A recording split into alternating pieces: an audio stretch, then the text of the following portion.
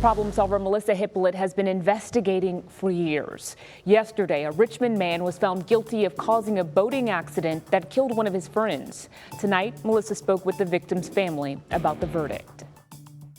2 years ago, Rand Hooper agreed to plead guilty in exchange for 1 year behind bars, but a judge threw out that plea agreement, calling it inappropriate, and now Rand Hooper faces up to 15 years behind bars. When Graham McCormick's family asked Rand Hooper to speak at his funeral, we never dreamed he was somehow involved in Graham's death. For weeks after Graham's body was found floating in the water where Carter's Creek meets the Rappahannock River, Rand told investigators that he, Graham, and another man played cards and drank on the dock of his parents' river house, and then they all went to bed. When Rand woke up, Graham was nowhere to be found, and Rand speculated he had gone out on the dock to call his girlfriend and fallen into the water, or perhaps he had a panic attack and went to the emergency room. He even watched as Graham's mother used an oar to search the water by the dock for her son. We thought Rand Hooper was a close family friend. But 25 days after detectives recovered Graham's body, his family received some shocking news. Rand had just told detectives in the Lancaster County Sheriff's Office that he and Graham took a boat ride in the early morning hours of August 11th in 2017.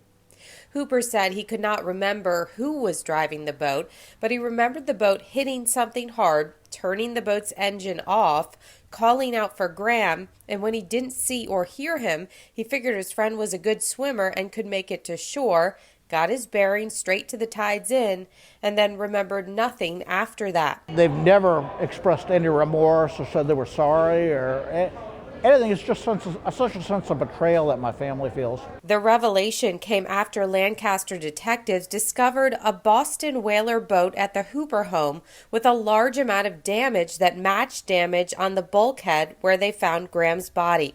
But when police charged Rand in connection with Graham's death, that was only the beginning in the McCormick family's 4.5-year fight for justice. 2.5 years ago, when things went sideways, I felt alone. I felt abandoned. I felt like my family was, kind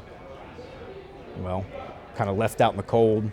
And I prayed and asked God for warriors. This case has had more twists and turns than a bobsled run. From 2017 until now, the McCormicks endured a plea deal thrown out by a judge, a prosecutor who had his law license suspended, another prosecutor who was removed from the case, new, more serious charges, and COVID delays. I've spent the majority of my 20s waiting for justice for my brother. On Thursday, their long wait finally came to an end when a Norfolk jury found Rand Hooper guilty of involuntary manslaughter and failure to stop and render assistance in a boating crash.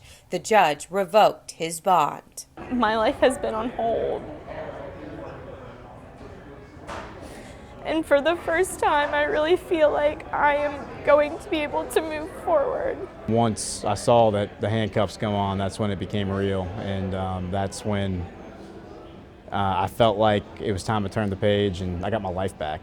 Next up in this case, the judge will determine Rand Hooper's sentence. Now, during the prosecution of this case, they were not allowed to bring up Rand Hooper's prior record of DUIs, as well as the time that he shot his friend while drunk in the Fan District. But during the sentencing phase, the judge can consider those things. Working for you in Richmond, I'm Melissa HIPOLIT for CBS 6.